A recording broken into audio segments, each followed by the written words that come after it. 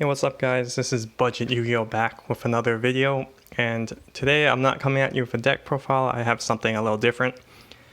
Since my channel is named Budget Yu-Gi-Oh!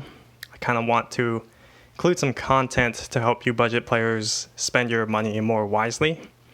And I think with Eternity Code dropping in just a day or two in North America, this would be a good chance to go over some budget cards that I think have potential and that you should be looking to snag up while they are cheap. Because as the game progresses more and more, I think Konami is releasing more generic cards that can fit into multiple different decks, not just one archetype. So by keeping these cards in mind, you might be able to splash them into some decks that you build in the future. And it's just good to be aware of your options when deck building. So if you like content like this, be sure to give the video a like, subscribe to the channel, and let's get into some budget options from Eternity Code. So the first card, which it's already been hyped up, I'm sure if you've seen other videos, because this card's really strong for any deck that links or wants to go into rank 4 plays. It's Parallel Exceed. Now this card is about like 50 cents at the moment, and I can see it going up to a couple bucks or so. But basically you're going to want to place it out this, because if you link summon, you're able to special summon this from your hand, and then when you do that, you can special summon another one from your deck, and they both become level 4 because they're summoned off the effect of Parallel Exceed. Which means it's a very low commitment card that allows you to go into an easy Abyss Dweller or Dugoris. You can also use it as link material. So this can help you link climb really easily. I saw a Salamangreat deck was already playing this and got first place. So it's got to be very useful, and for the price, it's there's no reason not to have it, because I can see this fitting into any deck that link summons and wants to go into bigger combos. So definitely want to get your set of Parallel Exceed. Now there's a couple other cards that they're like link focused. So we have Codebreaker 0 Day. I don't know how great the effect actually is, but the reason why you want to consider getting this is that there's 2 link monsters that go hand in hand with this 0 Day monster.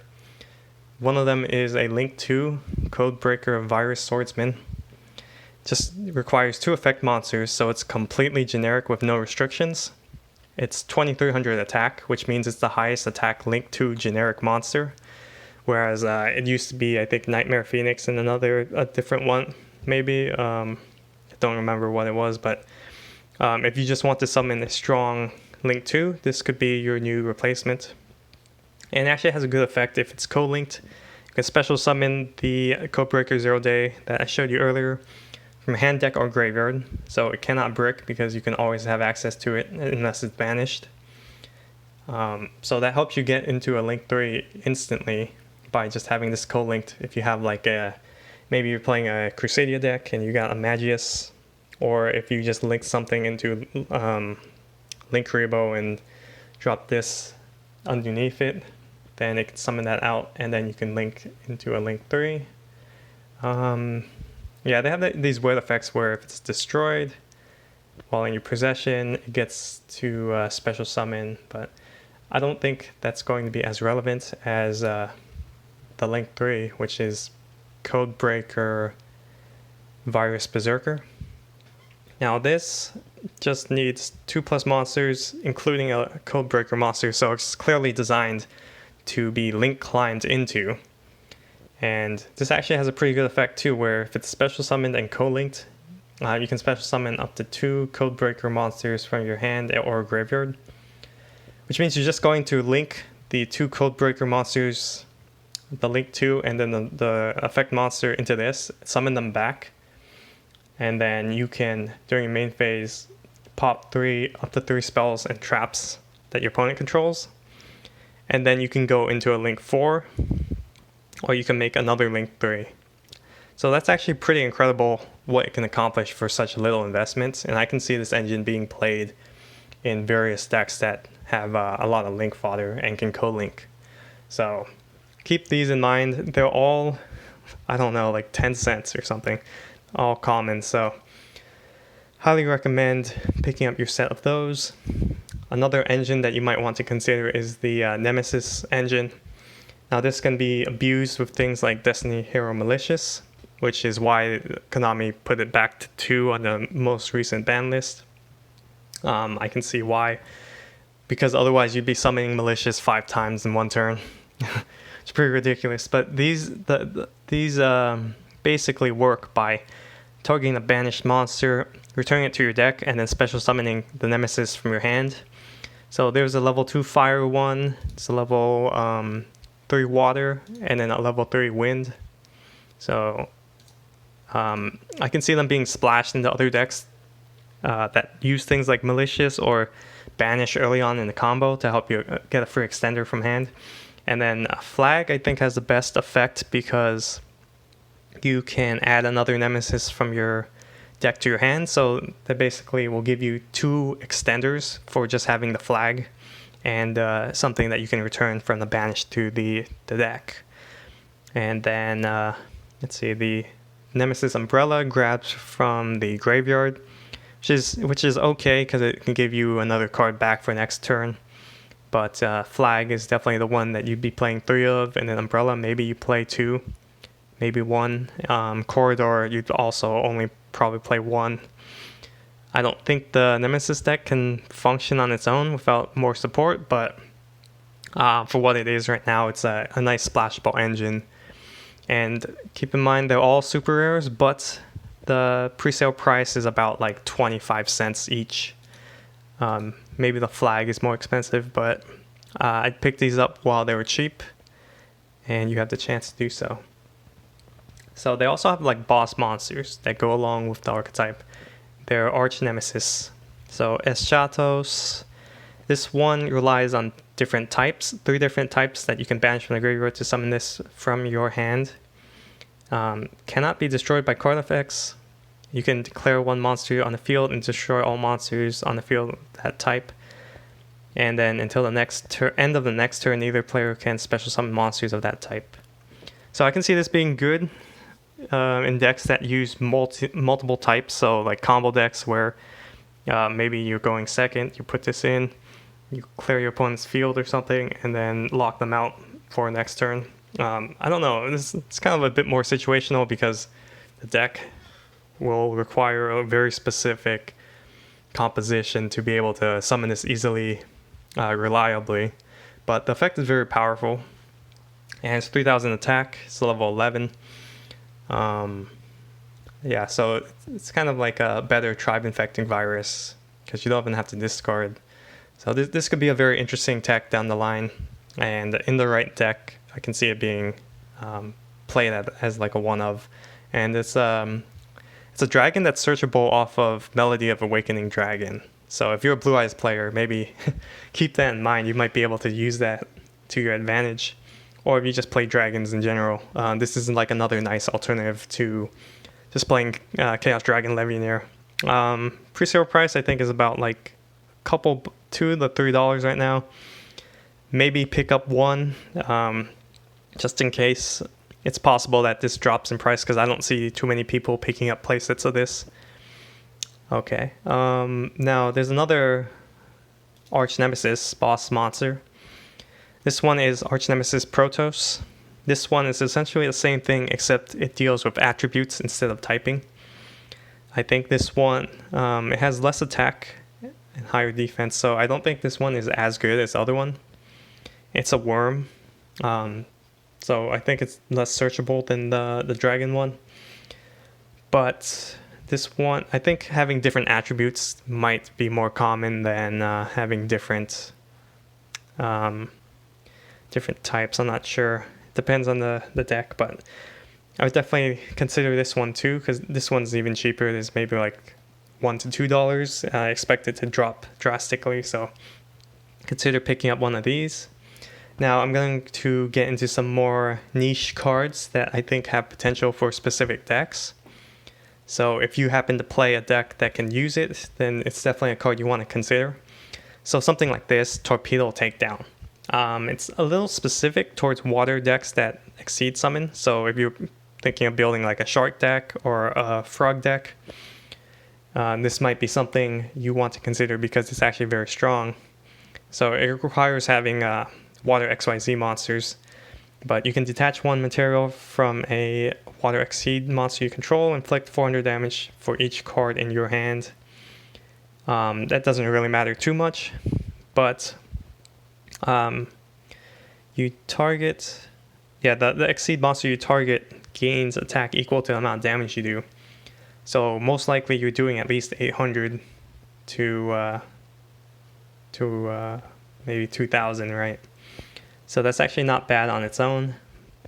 But the real reason why you want to play this is because you can banish this from the graveyard and one water exceed monster to draw 2 cards. So potentially you're playing like Foolish Burial Goods to get this in the graveyard and dig for more cards. So I can see that being a potential use. And since every deck plays like Abyss Dweller nowadays, this can recycle that if you happen to have that scenario come up. Or if you're playing Totally Awesome, it can also do that. Make use of the Toad in the graveyard. So, very strong card, specific for mainly, I'd probably only consider playing this in decks that are focused on exceed summoning water monsters. But keep that in mind, this is going to be a 10-cent common at most until a deck can abuse it. So Torpedo Takedown I think has potential. Another card that has potential is Burning Draw. This is a Salamangreat card, but it's somewhat more generic than just a Salamangreat card. If your opponent controls more cards than you do, target one link monster they control, draw cards equal to its link rating. So imagine this, you're going second, right? You have Burning Draw in your hand, your opponent has Appaloosa, but they don't have a spell negate. You drop Burning Draw, draw 4 cards, and you draw into things like Dark Ruler no more, and then you proceed to clear the entire field because it's pretty, the power ceiling on this is so high that I can see people playing this in, maybe as a side deck card if you're playing like a stun or anti-meta deck, just because of how powerful the draw is. But it does lock you into fire monsters for the turn that you activate this, so definitely would consider this if you're a Salamangreat player because it's searchable. It's basically like a potentially stronger Phantasme effect for going second. And if you are playing something dumb like a Mystic Mind Burn deck, maybe you play this just to draw more cards. I don't know. You guys be creative with this. This has it's a super rare and it's going to be like a 25 to 50 cent card. So I would probably pick up a playset of this just in case there's any good fire decks, or if there's a link heavy format. It doesn't hurt to have something like this. Normal spells with draw effects that are somewhat splashable, I would say, are always good to pick up. Now we have something maybe if you're a Rocket player or a Dragon player. Noctovision Dragon. This card, when your opponent activates a card effect that targets a face-down card you control, you can banish this card from your graveyard to negate that, and then your opponent can't target face-down cards with effects for the rest of the turn. So you can protect something like a trap card that you set, or that's probably like the best case scenario for this. But that's not the only effect. This has additional effects where if you special summon a Dark Dragon monster to your field, you can special summon this from your hand. So there's a way to get this onto the field as link material. It has the ability to be reused in the graveyard, so it's multi-purposed. If this is sent to the graveyard as a link material, you draw 1 card, so it generates advantage for itself. So I think this is a very solid card because it brings itself back onto the field. It brings itself onto the field, you get use out of the graveyard, and it generates replaces the card, which is 3 very strong effects. Now, each one of those is a little situational. They're not overpowered, but combined, I like cards that are designed like this where they have versatility and multi-purposing effects. So if you're a smart player, you can really utilize cards like this well. So that's my opinion. And this is I believe a common, so it's going to be 10 cents. Potentially a good one of in a rocket deck, so consider that.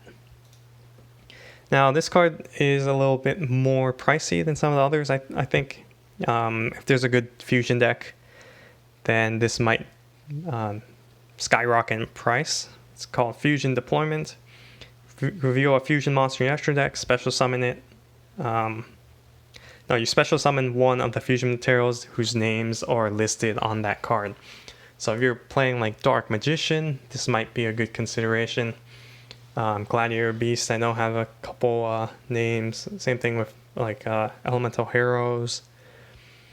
Now the only problem with this is that you're locked into fusion monsters the turn you activate this. So you might be a little limited in your flexibility, and I kind of don't like restrictions like that because it makes it very niche on which archetypes can really make use of this, because nowadays fusions, you typically don't list specific card names as materials. Maybe if you're thinking about like Red Eyes Dragoon, that can help you bring out the Dark Magician and then fuse it that way.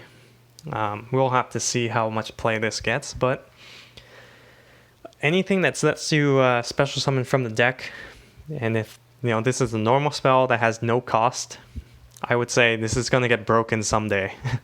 So if you can pick up a play set of this right now, if you have the spare money, I would say it's a good pickup. And yeah, if you like fusion decks, highly would consider this. Another card that I would consider is King Beast Barbaros. Now, if you're an old school player, you know about Beast King Barbaros and the skill drain days, where I think that was like mid 2000s, whereas you're playing Barbaros Beatdown. Now this is like a retrained version of it, which is, he's been modernized. So his effect is kind of like a Ultimate Conductor Tyranno. You can attack all your opponent's monsters once each during the battle phase, but this also has 2 other additional effects.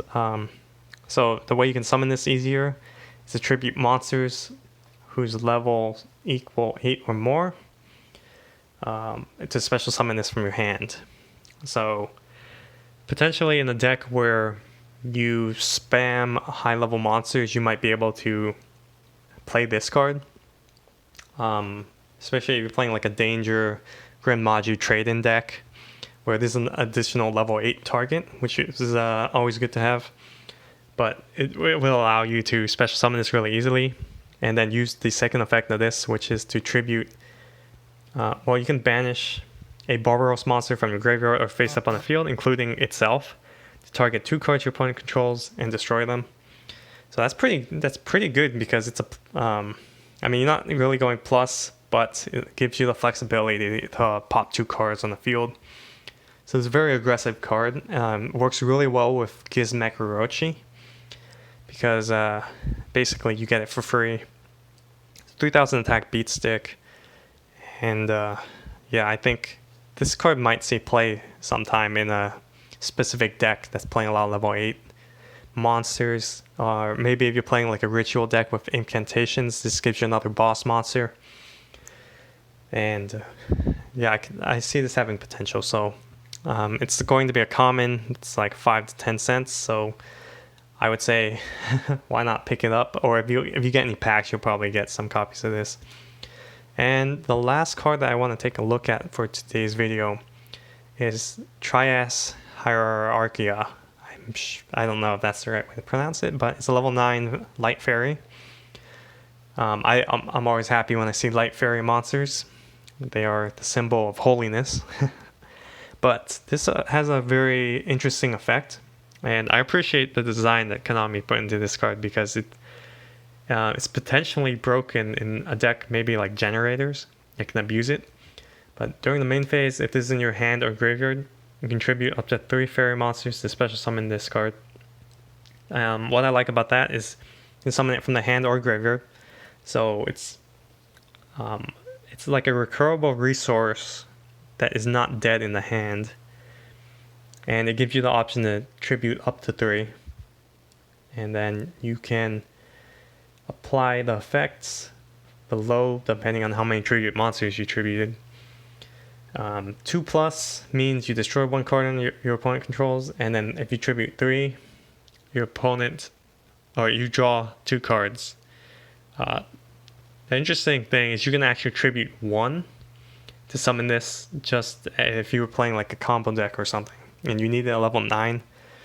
But it is once per turn, so I was thinking like maybe if there's a deck that you can tribute a fairy and get a level 9 in the field and make like an easy calamities or something like that. But this is cool because you can trigger it during your opponent's turn. So if you're playing generators, you can tribute two of the tokens and quick effect disrupt your opponent, which I think if you're playing generators, definitely consider playing a couple copies of this. Or if you tribute 3 tokens, you can pop a card and draw 2 cards. So that is pretty insane, because then you're going +3 off of this with your boss stage, which is I would say that's pretty good, because then if you're playing generators with maybe like hand traps, you can draw into that. So this is a card to consider if you play generators or any deck with fairy monsters. So very interesting card. It's going to be a common, and it costs maybe like 10 cents. So as you can see, all the cards that I featured here are either 10-cent commons, 25-cent super rares, or a couple dollar ultra rares. So I would say these are some good pickups, and if you have the chance, grab them while you can. So if you guys enjoy videos like this, be sure to like the video so I can see how get some feedback from you. If you have suggestions on how I can improve the format, give you this information in a more efficient way. I kind of want to cut down the video time, but I'm walking through these and giving you my thoughts in real time. So yeah, thanks for tuning in, and I will see you guys in the next video. Peace.